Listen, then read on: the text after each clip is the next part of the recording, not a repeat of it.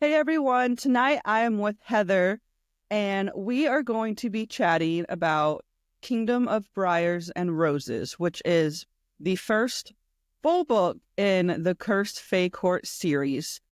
And some of you may have noticed earlier, well, I can't really say earlier this year, late 2024, she released a prequel novella that gives us a little bit of the backstory to Ariela's story. Did I pronounce her name right? Yeah. Okay. Aurelia. Yeah. Aurelia, her story in this first book. So without further ado, my first question for Heather is, how much fun are you having creating a whole new universe after being in like a wolf shifter type fated mate universe for a minute? Yeah. Oh my God, right? It's totally different than what I've been writing. And actually the Wolf Shifters, that's a big world too, and it's all connected across those like 3 or 4 series. So I've been in that world for a while. So yeah, this was really fun. I actually, when I was a kid, like the first book I ever read that I fell in love with reading for was The Hobbit. And that's like a huge fantasy world. And so I loved, from the gate, I have loved creating these giant fantasy worlds. So I'm very, very excited. I'm having a lot of fun. Yeah. And this is kind of a twist on Sleeping Beauty. Mm-hmm. We see the same elements. Of course, Aurelia's not cursed to sleep, but you have the briars and the thorns, the castle, that the court she comes from is no more when we start the book, in a sense. And then we see the two princes. What inspiration is behind your idea of Aurelia being fated to one prince, but set up with another? Well, okay. So, I mean, there's a bunch of different inspirations. I actually started writing this book in like 2016, I think. I had the original idea. I had the fairy tale idea, like the Sleeping Beauty with a twist. And then it just wasn't working and it wasn't coming together. So I put it aside. And what wasn't working was Viridian was not in there yet. Yeah. Yeah. Then everything came together. There's two things that inspired that. One is 𝒬𝒃𝑃, which, obviously spoiler, like at this point, hopefully it's not a spoiler. We've all read it, where like the first guy you meet is not the guy, right? But you don't know that in the moment. So I loved that. I loved that that was done really well in that series. And then did you ever watch the TV show Rain? Right. It's a few years older. Okay. So she marries the first prince, right? But then she has this like little side thing with the brother. And so it's like a little bit of a love triangle. And I thought that was super well done too. I loved that show, and it had like royalty and fairy tale-ish vibes. So I kind of just like smashed all of that together. Man, I haven't thought about that show in so long. I know. I'm still upset at the ending. Like, I I knew it was know. gonna end that way, but I Yeah, was like hoping they would not end it that way. I know. Me too. I was hoping they wouldn't end it at all. I loved it. I thought they really had a great setup and they could have kept going. But the vibes of her with the two guys, like her with the brother, the stepbrother Bash, I just loved that. So I just wanted to recreate something like it. I do get Ridian vibes a little bit with Bash, now that Mm-hmm. you were bringing it up. Of Yeah, course, we have to add Immortal Fae, right. warrior, really, really reluctant to have any feelings he does not want to have. Right. And when we meet him, how much of his backstory will we continue to see, or will we start getting more of his points of view throughout the book? Because we Yeah, get some sprinkled in this book. I know. So Meridian has a lot of secrets, and I can't spill them all in book one, or we'd be getting like very ahead of ourselves. And also because Aurelia doesn't know like any of them, basically. So I had to be really careful. But book two, which I can say since it's already up for pre-order, is titled Prince of Secrets and Shadows. Yes. So I feel like that's already hopefully a hint that we're going to get so much information about Ridian in book two. It's really going to be like his story in a lot of ways. Yes. I mean, Heather got my unhinged comments as I was reading the arc. She got fired to Meridian. I'm all for you throwing us a curveball and giving us Callan as a redemption story after we get this one, not during. I don't want that thrown into the mix. Yeah. No one can. I will be honest, I haven't decided yet. I mean, I have decided a little bit what I'm doing with Callan's character, but not romantically per se. So that is still kind of up for grabs. I feel like there's two ways this can go, and I haven't actually decided. So we'll So this is a street team question. And I also kind of posed a similar one to you while I was reading. But Callan is almost seen as the villain, both in Rydian's point of view and in Aurelia's at time. Will we ever get chapters in his point of view to see what he is going through? Because part of me wants to say, Heather's going to throw us a curveball and he's not going to be this true villain. He just needs to have like some space from his court and his king. right? Yeah. I'm thinking I'm going to start again. I need to figure out which road I'm taking with Callan. And then once I do, yeah, I think we'll get chapters. I think it might start slow like it did with Rydian's, but because this series, the world is big, the series is slotted for at least 4 books, maybe probably more. So it's going to be like a slow build. And so we have plenty of time to get to know everybody. And I'm sure you will be telling me you can't answer this one. But is this one possibly going to turn into a kind of why choose MFN scenario with her and the 2 princes? No, I will just tell you no. I tell you because I feel like I read both of these subgenres of romance and I like to know going in what it's going to be. And so I just feel like I feel like readers deserve that same knowledge. So no, at this time there's one choice. And it's a great choice. For those of you who haven't read it or are going to read it, you will feel the same. One of the next questions I have, Aurelia in this book has a lot of frustrations with the court she is in, with the court she travels to, obviously with the king of Callan's court, his father, Callan himself, and Rydian. Will we start to see kind of a maturity in her growth as a character as we step into book 2 after you left us on that hanger of an ending? I know. Definitely.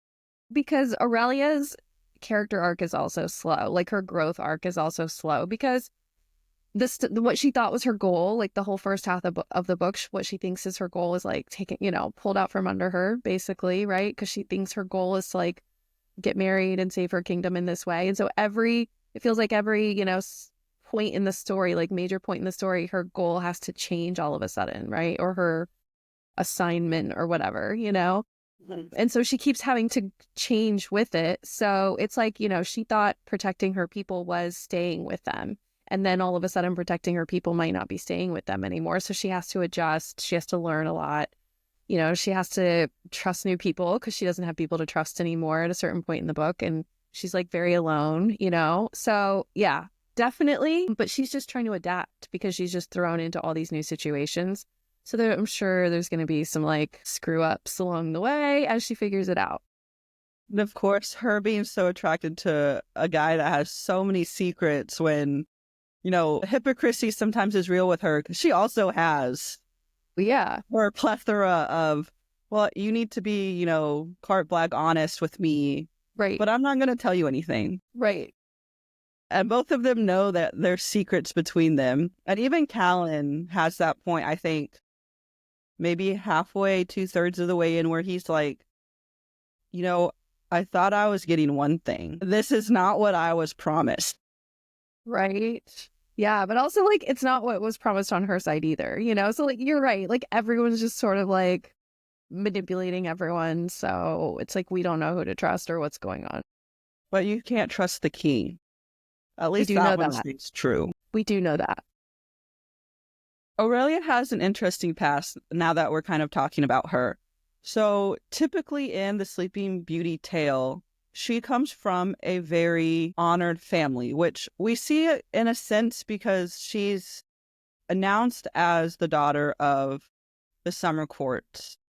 But we know, if we read the prequel, that that is not the case. And she actually has quite a convoluted origin story. Mm-hmm. What was the driving factor in making, the hero, the chosen princess, making her half a being of hell? Oh my God. So I didn't have the prequel planned either. I had already started writing Kingdom, like I said, way, way back, but I had already started reworking on it and writing it. And then I had to write a short novella for another project, and this is what came out. And also, as far as like her dad, I guess what you're asking is about, basically he's the love interest in the prequel, 𝒦𝒑r, Yes. right? He's one of the Yeah. kings of hell. Like I had 𝒦𝒨𝒻. She's this warrior who is committing and dedicating herself body and spirit to the goddesses, right? And I thought, what is the most forbidden love interest we can give her? And 𝒦𝒑r was made. And I don't know, it's a really close tie between 𝒦𝒑r and Rydian for me as far as like who's my favorite, because even though that prequel is kind of short, 𝒦𝒑r, I just love him. I loved writing him. It was just fun to have that like really forbidden thing going on between them, especially for 𝒦𝒨𝒻, who doesn't normally like to break the rules, you can tell. Yeah. And so it was a big deal. So it was a fun thing to write. I liked 𝒦𝒑r. I'm really liking his brief interlude in Aurelia's book, briefly. And I'm hoping we see more of him and his brothers. Yeah. Because I really like 𝒬𝒄 too. He's just so grumpy. I know. The banter, the brotherly sibling banter, to me, it was like, this is what, the kings of hell, if they're brothers, they're either just like, the most cruel, whatever exact stereotype you would expect, or they're just a family. And think about sibling banter, but they've been alive for like millennium. And so the banter is just like up the next level, for how long they've had to be bantering. So it was just fun. And speaking of your prequel, I enjoyed when 𝒦𝒨𝒻 and 𝒬𝒄 had their little face-off at the end. And the third one, he has this one-liner that makes me laugh every time I think about it. And he's like, dude, you've met your match. Yeah. Because normally when someone has that line, it's reference to the main couple. And in this, it was reference to the brother. And he's just like, I cannot wait. Like, I pictured him like, magicking himself like a couch and some popcorn, just kicking back and being like, I cannot wait for these two to have eons together. Right. And it's going to be fun, I think, for Aurelia to sort of like slowly discover, her family in that way. So yeah, you'll see glimpses. Is also about Aurelia. So she's given a choice with Rydian, and he kind of says, what if you're choosing the wrong side? Who says it always has to be us against, hell and that world? She's like, because they're bad. And it's a very blanket statement. And this occurs after she has her heart-to-heart with 𝒦𝒨𝒻 and 𝒦𝒑r and learns about her past. Will she come to regret that blanket statement and kind of putting a damper on the bond they had been forming? I mean, I don't know if I can say it'll put a damper on the bond, but I mean, I think part of Aurelia's growth would have to be to learn that not everything is so black and white, right? Yeah. So there's going to be a lot of discovery of, the world you thought you knew maybe doesn't actually exist exactly in that way. And she also has to realize when she says that, she's saying that part of her is bad. Right? Yeah, but also it's like, this is the programming, and I did it because I think we live in a world where we just repeat stuff we are taught. And so like she grew up just being taught, and this was said over and over by the priestesses and the goddesses, right? And it was very light and dark and black and white. So you're just like sort of regurgitating something and not really having to like decide for yourself. And so yeah, she's gonna have to decide for herself. You can see the parallel for readers who read both the novella and that. You can see the parallel in that scene with what 𝒦𝒨𝒻 kind of went through at a more rapid pace with 𝒦𝒑r. Because he also kind of had that question where like, well, would you choose me if I gave you the option? And she was like, well, at that point in time in her story, it was, I have my goal. This can't be part of that goal because it's not allowed. Right. And we all know what happened at the end now. Because Aurelia's here. And to me, that kind of felt the same because she's faced with a choice not knowing what's to come with a lot of unknown factors. And I'm really curious, now that we know how this first book ends, how shocking the next court we're going to see is going to become. Yeah. because I have some theories, which in a few minutes when we get into the spoilers that I will ask, because I'm getting some vibes. So he comes off as a very strong character, obviously with the secrets, but he feels almost like he's been hurt a lot. And there's a mention when we first get his point of view when he avoids his brother leaving the coronation or her birthday ceremony, where he's like, I can't let my brother realize I got out of the cage. Are we going to delve more into the goings on in his half-brother's court and kind of that darkness we see with the king and what he employs with his son? Well, yeah, because I think if we see Callan having to be a leader now, then we're gonna have to see like what kind of person he's really gonna be, and we're gonna learn more about like maybe the decisions he's making or what's behind them, So yeah, definitely. For Callan, I did have one person want to know, how bad did you, I don't want to use the word bad. How tricky was it to balance his character in this first book with making him not well liked, but not to the point where if you wanted to kind of have him come back around, we as readers would still accept it and like it, and kind of not give us a new Tamlin situation where we just don't like him, we don't want him again. That was kind of tricky. I actually did go back and forth on like how far to push it. Well, partly because I do think it's kind of fun to see how far you push it and still redeem a character. And because I like writing characters who are kind of gray, like they do bad things for what they consider good reasons, because I think that's just human and like we can all relate, and it makes them more complicated and more fun. But it was a little tricky to figure out like where I wanted the line to be. But I think where it is right now, it could go anywhere. I don't know. I don't know if the readers agree, but that's what I think about him. I hate to love him. I can't hate him because we've seen things his dad has done, right, both as dad and as king, right, which there isn't much of a line between the two really in this scenario. But we've also heard snippets of, what Rydian himself has gone through. So I can't make myself hate him yet because I'm like, he's doing what he knows. right. He doesn't have other figures really in his life like Rydian does. Right. And he doesn't have the structure Rydian seems to have with the second court he is affiliated with, to have someone there who he can fall back on. Right. So I'm curious to see how it goes. I'm also excited to see if we're going to keep having him push buttons until she's just like, snap, this is my line. Right. He's getting towards it. Right. And it's like, we're going to figure out where that line is. So I'm going to go ahead and dive into some of the spoilery questions now, because I do have a bit of them, both from readers and from ones I want to ask you.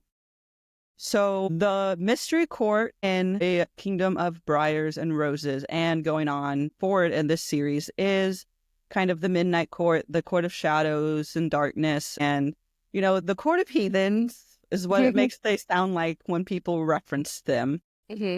Are we going to be in for a surprise if you can hint at what we will be getting along the lines of their court? Yes. I think that the theme is like that nothing really is what it seems anyway, and that Aurelia has really been raised on stories and not all of them are necessarily true. So I think there will be some surprises, and I can't say more. So one of the reader questions, they said, I'm getting a lot of Rhysand vibes with Rydian and how this court is going to be.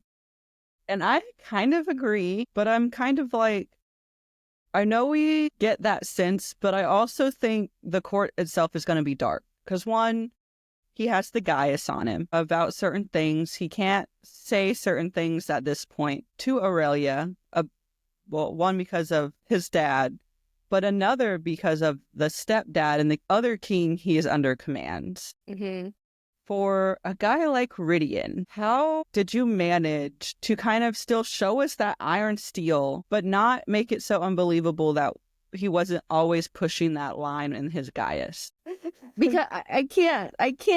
It would be too many spoilers to even really to answer that question. I will say that you're going to be surprised about maybe like this second king that he's serving isn't what you think either. I don't know. That's all I could say. My theory is that this court of midnight and shadows and seduction is closer to hell than the other courts, and that we're going to learn that they have some ties. They've made some deals. I'm not going to be surprised if one of the other kings of hell makes an appearance as the king of this court and is, double playing it. Or we find a long lost son of one of the other two kings. That's my theory. Those are interesting theories. And I know my theories are way out there, but that was my theory. I was like, how mind blown would I be? And I was like, Ridian seems to really support parts of the Hell Kingdom. So not that mind. Mm-hmm. There's something about him. Mm-hmm. Doesn't seem to be so straight and narrow. Right. In this book, which one was your favorite to dive into more? Aurelia or Ridian? Or even one that we don't get the point of view? Well, Ridian, so I told you I started this book a long time ago. Aurelia was pretty similar to the character she is now. And so I already kind of really felt like I understood her, and Callan was, but I kind of turned him up a notch. The twist that you find out about him and his power, what didn't exist, so that was really fun. So I would probably say Ridian though, because he wasn't in there before. In fact, I had this character I was writing that was I guess Ridian 1.0, and I don't even remember his name. It was a different name. And anyway, he just wasn't this. And so when I made him this, he was going to be a totally different kind of person or character. And when I made him this, it was just it all clicked in, and it was really fun. So I think him. I didn't originally have his POVs in there, and I added those. So I think I worked the most on it. I spent a lot of time in his head. For Callan, and for those of you watching, we are officially entering the spoiler zone. I know I had one kind of spoilery a few questions back, but we are officially in it now because the last couple questions I have, I can't sugarcoat and ask around without giving something away. Okay, and then we've been warned. So we've been warned. And I like to say, if I was tech savvy, this is where we would have that big flashing spoiler graphic. I don't know how to do that, so that's the warning. For Callan and his magic, his compulsion, and he's able to bend someone kind of to the will he wants them to have, almost in a sense. Are we going to learn how it has affected him as a person to have that power? Yeah. And not only have that power, but be under a king that exploits that power, who also is his dad. Yeah. Yes. I mean, definitely. Yes. And that's what I mean about I really want to show more about the history and sort of what it was like growing up and what they've been through as brothers. We're definitely going to learn more about that. Again, a lot of that would have just been getting too far ahead of ourselves in book 1. And so that's why we don't learn as much, but we definitely will in book 2. So for Ridian has his group of friends. And I would almost go to say they're his found family, not by blood, but by bonds of whatever mysteries they have encountered and endured together. But he has one friend that likes to call him out on his lack of acceptance for the feelings he has for Aurelia. Yeah. Are we going to dive more into how those bonds of friendship in his kind of unit came to be? Yes. And that's all I could say. Can I ask if you have a favorite out of all of his core friend group that... I don't know. Well, first of all, you're assuming you've met them all. I mean, I met in book 1, all the ones we've met. That's my question. I don't know. I mean, Slade was definitely, like you said, he would call him out, and he's kind of sassy and will risk getting punched in the face. Daigle was he's just a golden retriever. He's so loyal. Even when he's pissed off at Ridian, he's loyal, right? Even when he's frustrated, he's loyal. So, I mean, they both have these sort of endearing qualities, but just different. So I don't know if I can pick a favorite. I personally am so excited for Aurelia and Slade to become friends because you know Yeah. it's going to happen. Yeah. I know that the chaos ensuing once that happens, I'm just going to say poor Ridian. Poor Ridian. He's not going to be able to handle all that comeback that he's Yeah. going to get from those two. Oh, yeah. I do have a theory, though, and this is a me theory. I think we haven't met the best friend yet. I think his best friend is in the Midnight Court still. And I would go so far as to say that he has another half-brother or step-brother, or however we're going to learn he is tied not by his mom, but to the king and that situation. Because it's hinted that he has another court that he has to prepare to lead. Hint, hint, Easter eggs. I So know. I think So he has many. another best friend that is potentially a brother or potentially related. I don't think it's a sister, but that's my theory.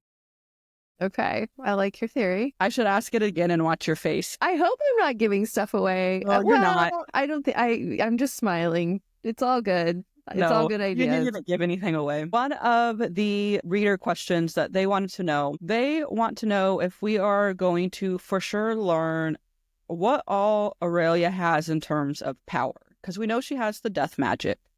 And we know that she kind of has bits and pieces from both parents, but we haven't learned what. And they were curious if we could learn. Yeah. So at the end, there's that Ridian POV where he's like, I'm not scared of her. I'm scared for her because of what she's going to become and blah, blah, blah. And he is, even through like all his chapters, I think he will make comments about like, she's just not really ready to accept what she is or what she's capable of, and he sees that and recognizes that. So I think we won't see it until she's ready to see it herself, you know. So there's probably more because she's just kind of trying to hold it off because she still thinks it's bad, like you said. So yeah, she has to embrace it, she has to allow it, and then we'll see. And one of the last kind of spoilery questions, the one at the end is very much a spoiler. And I have a feeling the answer for the last one is going to be a resounding no, I cannot tell you. But this penultimate one, when we meet Aurelia, she has 3 guardians, kind of a take on fairy godmothers and how there's the 3 of them in the tale that spin the wishes and help with the magic. But 2 of them go on their own journey pretty early on. We learn a kind of what happens to one, not so much the other. Will they come back into play in book 2? And will we get to see where both of them have been? You will get to see. I don't want to say come back into play because I feel like that you assume things when I say that. There is a mention of, Ridian mentions one of them. Yeah. Okay. You will figure out what he's talking about. Okay. Yeah. That's more or less what I wanted to know. It's a little, there's a little bit of a twist. Aurelia's not going to like it. She's going to be pissed off. There's a little bit of, a twist of like how Ridian would have even like known one of them or whatever, or known about them. So you'll find that out pretty quickly in book 2. I have a theory. Do you want to know my theory on here? Yeah, I want to know. You're good at these theories. So my theory is the one that ended up hurt was actually every mission going to the Midnight Kingdom and was kind of playing both sides of the game. Because she was always the one that seemed like she wanted to say something when questions about the magic and the origin came up. Which we all know now that there was a reason why no one could say anything. But that's why I also think one of those princes or kings of hell, something's going on over there in that court we don't know about. Right.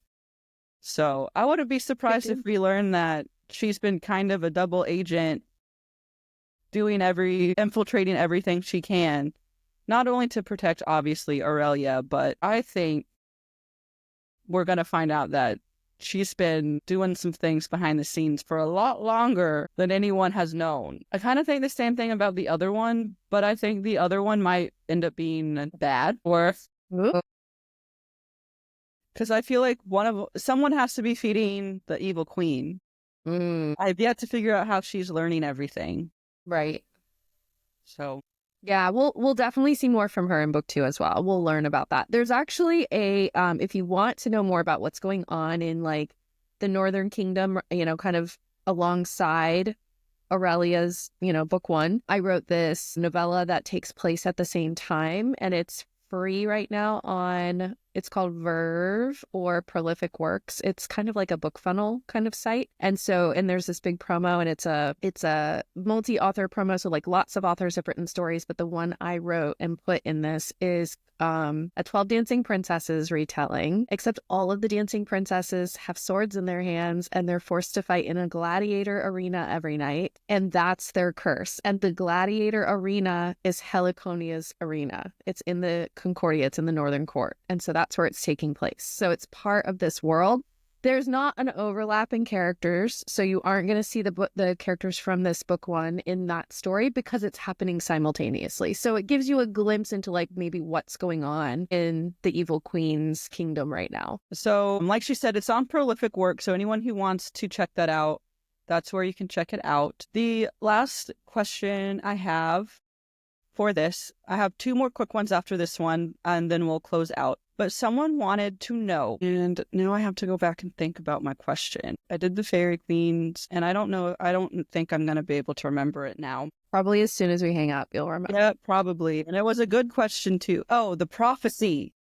The prophecy she is cursed with, because let's be honest, it's not a blessing at this point. It has cursed. And this is why I said it was the most spoilery question I have. So someone wanted me to ask you, and they asked, and now I want you to answer me as well. The prophecy mentions the brother she has to marry and the court she has to join to overthrow the queen. The brother is not Callan, is it? The brother is Riddian. I mean, it doesn't say, does it? Because you know what they say about assumptions. That's right. Someone needs to tell Aurelia what they say about assumptions. Even Riddian. I know. Although I think he knows underneath everything, he's just holding on to that last thing he can to say, I can't fall. Yeah. Well, and also, but like at that point in time, like I think because if you're talking about like the question they have when they meet at that farmhouse or whatever, like he brings it up, he's like, how could you just be alive out here and not married like you said you would? Because the engagement thing is like a very serious thing.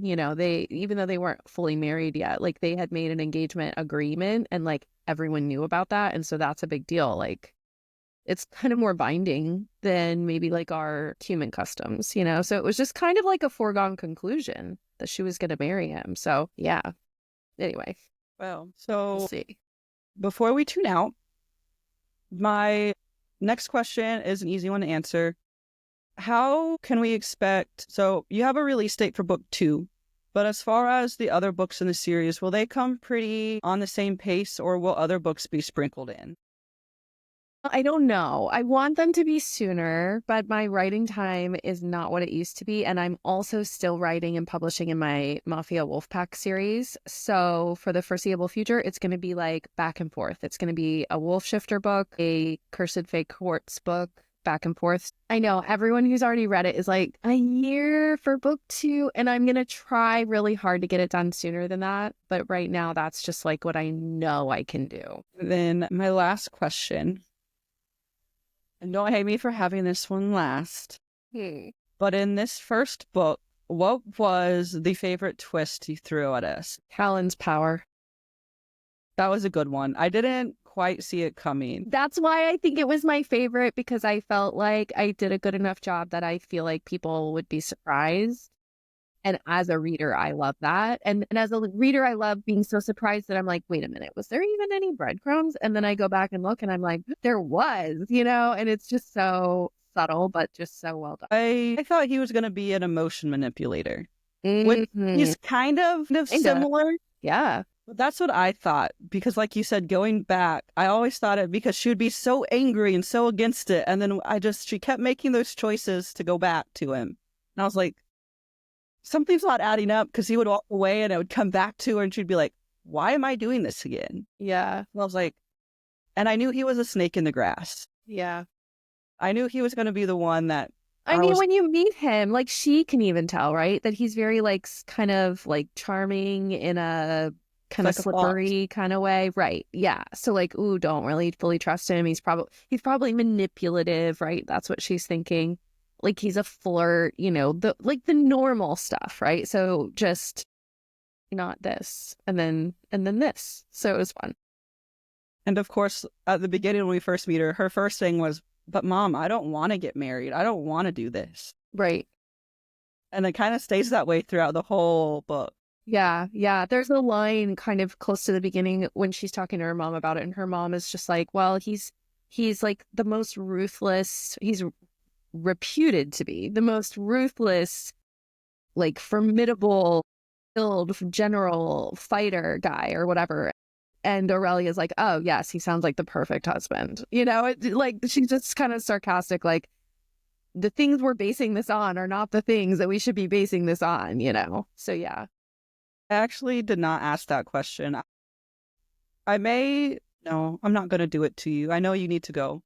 What? We got it. We could do one more. What is it? My question I was going to ask in the spoiler section, Callan's reputation is largely based on Rydian actually and Rydian's actions. And I was curious how excited and immersed you got into that storyline of Callan kind of taking the credit, but then Rydian also feeling the guilt for what he's having to do under the orders. So obviously that's more about like their brother dynamic.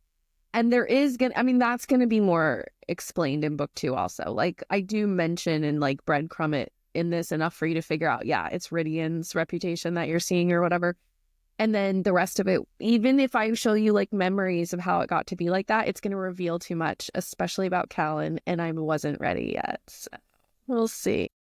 Well, you guys got an extra question today, so I hope this gets you excited for book 2 coming early next year, I believe, if Yes. I'm remembering dates correctly. But if you need another Heather fix before then, the next Mafia Pack series is coming out, I believe, mid-July. Mm-hmm.